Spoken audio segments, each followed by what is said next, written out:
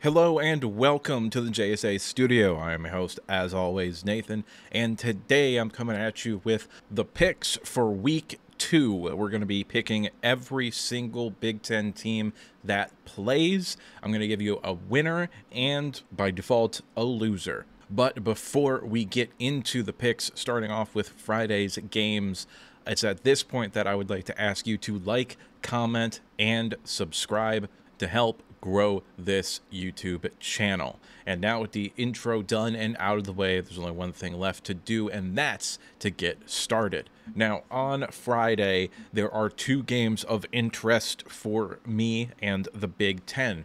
That is, of course, going to be Western Illinois versus Indiana.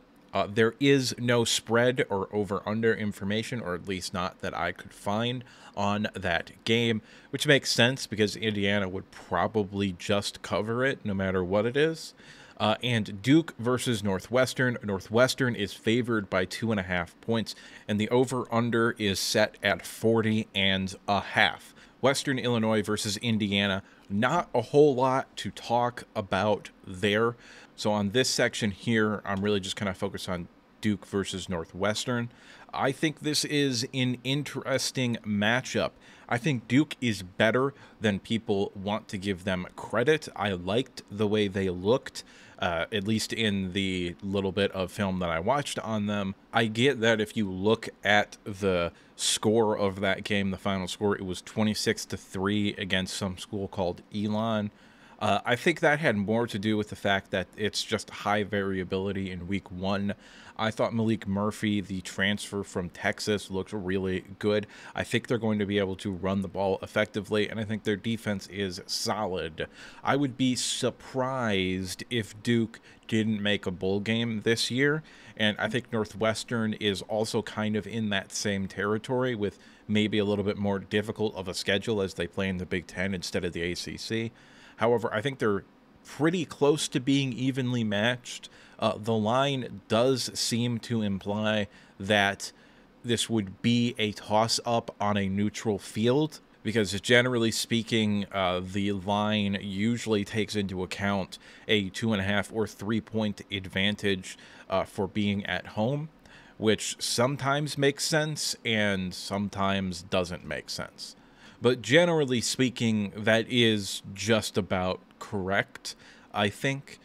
Teams nigh universally play better at home than they do on the road, so I think putting that into the line a little bit is probably a good idea. However, when it comes to Duke versus Northwestern, I just kind of think Duke is in a better position right now. I think Manny Diaz is a better coach than David Braun. I think Maalik Murphy is the better quarterback. I think, generally speaking, in terms of actual talent on roster, I think Duke has more. However, this is even. This is a pretty close matchup here. However, all that being said, I am going to give Duke the W here. I don't have a whole lot of reasoning behind this, but I just think Duke's going to win the game. Generally speaking, early on in season especially, I'm going to lean towards the team that has the better quarterback, and I think Duke has the better quarterback right now. Indiana is also going to beat Western Illinois, in my opinion, as well. I don't think there are going to be a lot of people that are going to be taking Western Illinois to pull off the upset here. Moving on to the Saturday noon slate. This is going to kick off, of course, with probably the biggest game of the week, Texas at Michigan. Michigan is currently a 7.5-point underdog in this game. And I mean, honestly, I get it. They did not look good week 1. Texas did. However, I think Fresno State is significantly better than Colorado State, and Michigan is also breaking into a quarterback, which Texas isn't doing.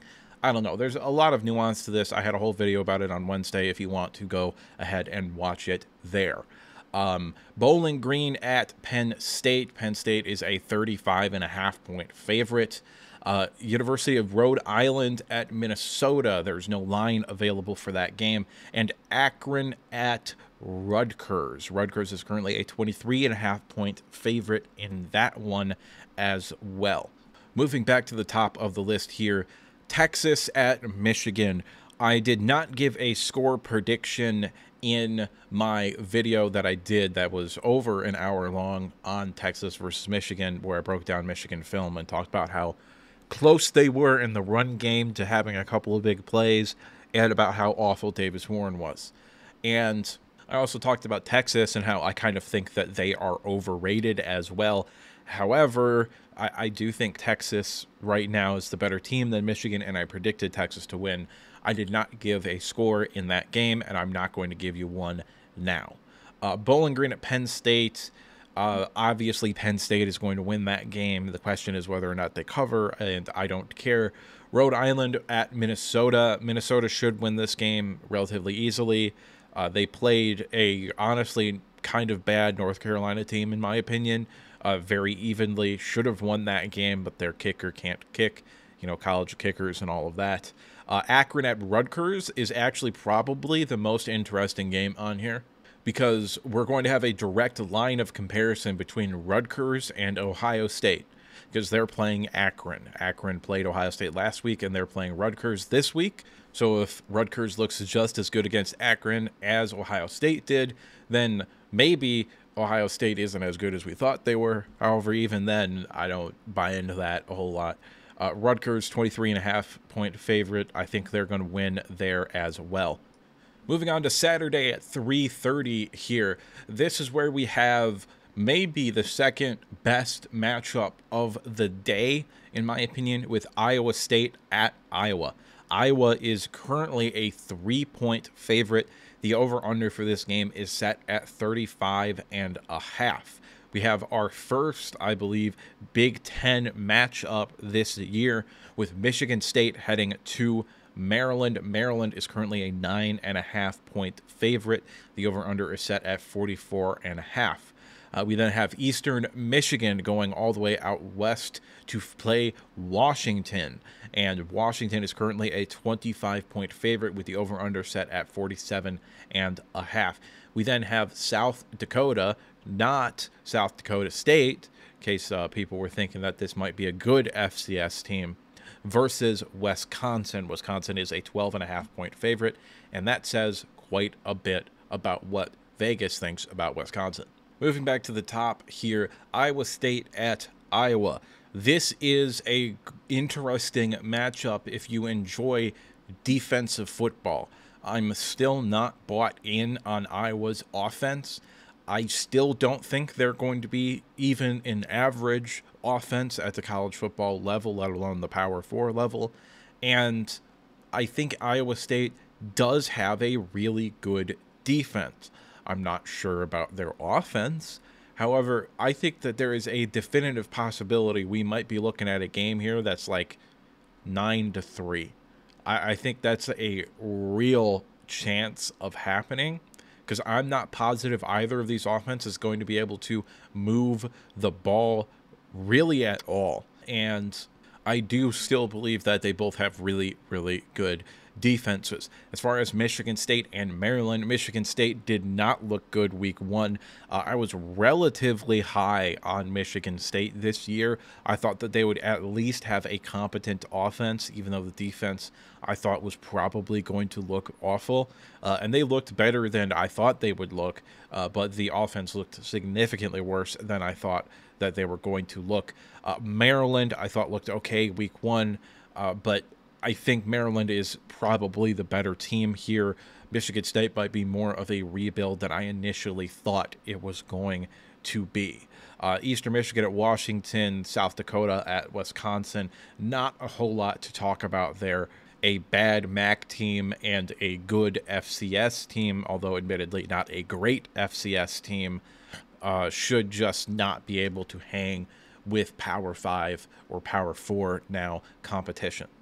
I have Iowa with the W over Iowa State. I have Maryland beating Michigan State. I have Washington beating Eastern Michigan. And I have Wisconsin beating South Dakota. So I think the Big Ten is going to sweep the 3:30 time slate. Kansas at Illinois kicks off the 7:30 time slate here. And This game to me is not as interesting as a lot of people are trying to make it seem. But we'll talk about that in more detail in just a second. Western Michigan at Ohio State, probably not going to come back to this game. Ohio State's going to destroy them. I think they're going to look significantly better than they did last week against Akron. And even though Western Michigan did give Wisconsin a little bit of a fight, I don't think that they're going to give Ohio State much of a fight at all. Colorado at Nebraska, interesting for all kinds of reasons. However, I think Nebraska is rightfully favored by 7.5 in that game, with the over-under being kind of high at 56.5. Moving back here to Kansas at Illinois. Illinois is a 5.5-point underdog in this game. I actually think it's going to be kind of high scoring, with 57.5 being the over-under. I'm not sure that Kansas is going to be a team that competes in the Big 12 this year. I think the Big 12 is wide open, and I do think Kansas is one of the, in my opinion, 4 teams that has a chance to win that conference.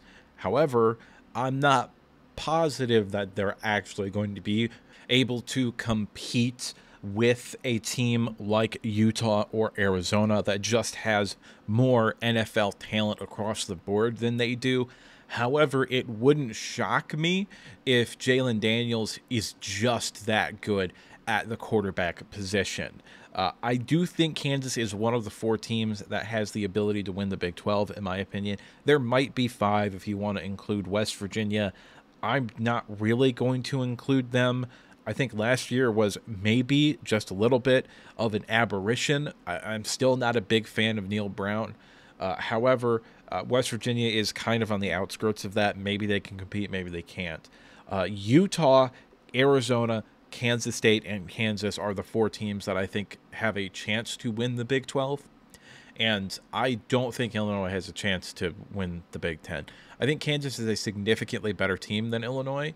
And because of that, I am going to predict that Kansas gets the W there. Western Michigan at Ohio State. Ohio State should win that. Whether or not they cover is a different conversation, and I don't know, and I also don't care. Colorado at Nebraska. This game is interesting for 2 reasons. First reason, a lot of people are hating on Deion Sanders in Colorado. I'm not in that camp. I don't really care. I get why people are annoyed with them. However, I still think Colorado is probably a team that is going to go maybe 6-6 or 7-5. I think Nebraska is significantly better than I thought they were going to be heading into this season. Dylan Raiola looks like that guy. I get that it was against UTEP. However, I'm not positive that Colorado's defense is any better than the University of Texas, El Paso.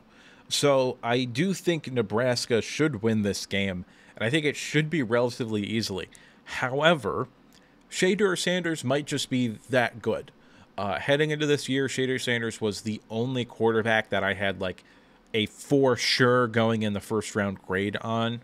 I think there are maybe 2 more players that could get there for this year. Cam Ward at Washington and Carson Beck at Georgia are the only 2 that I could see potentially moving into the like, oh yeah, I'm positive that they're going to get taken in the first round sort of camp. I also have some hot takes about Travis Hunter and where he should go in the NFL draft and what position he should play in the NFL. However, we're going to save that for the offseason. All in all, Colorado does have better top-end talent. It's not just Travis Hunter and Shedeur Sanders. Jimmy Horn is also very, very good at wide receiver. Colorado may or may not have a type of offense where they can just score on anybody in bunches, but they're not very consistent, or at least they weren't in week 1 and also last year. However, this is still a program that is building itself up. However, even then, there are some big question marks that I have with this team when Shedeur Sanders is gone, because I think he is kind of bailing out this team a whole lot. So I don't know if they're going to be good next year at all which may or may not lead to Deion Sanders getting canned. But that is a conversation for another time. All in all, I think Nebraska wins this game. I think they're very, very likely to head into the Ohio State game at, what would that be, 7-0, I think, in which case they might, in all honesty, be ranked inside the top 15. So that could be a interesting testing point for both Ohio State and also Dylan Raiola. Because hypothetically, if Nebraska wins that game, they got a chance to go 12-0. Now, they do also play USC and Iowa. However, I think if you're good enough to beat Ohio State, you're probably good enough to beat USC. Maybe it was a little bit fluky the way you beat Ohio State. And I would be concerned about dropping the next week if you didn't play UCLA, who I think is god-awful. So Nebraska is a potentially very interesting team if they can pull off the W like I think they're going to. Our final bunch of games here is going to be the Saturday late slate. We've got a game that shouldn't be all that interesting, but might end up being kind of interesting in Boise State at Oregon. Boise State looked real good week 1. Oregon looked real bad. I think we're going to see an Oregon team that is going to come out and be like, oh yeah, no, we are the team that you thought we were. And I think they're going to handle business versus Boise State. Utah State at USC. USC should win comfortably. There might be a little bit of an LSU hangover. If I was a betting person, I would not bet on USC to cover. Purdue and UCLA do not have games this week. So, all in all, I do think Oregon is going to win. And I also think USC is going to win. Unfortunately, I can't hand out W and L's for off weeks. Otherwise, I would probably give UCLA an L. But that's just me, and what do I know? I'm just some asshole on the internet giving you his opinion. And so at this point, I would like to remind you to like the video if you liked it, subscribe if you want to see more content like this, and if you disagree with me at any point, or you just have something to say, go ahead and drop a comment down in the comment section below. And now, with the outro done and out of the way, there's only one thing left to say, and that's that I'll see you next time.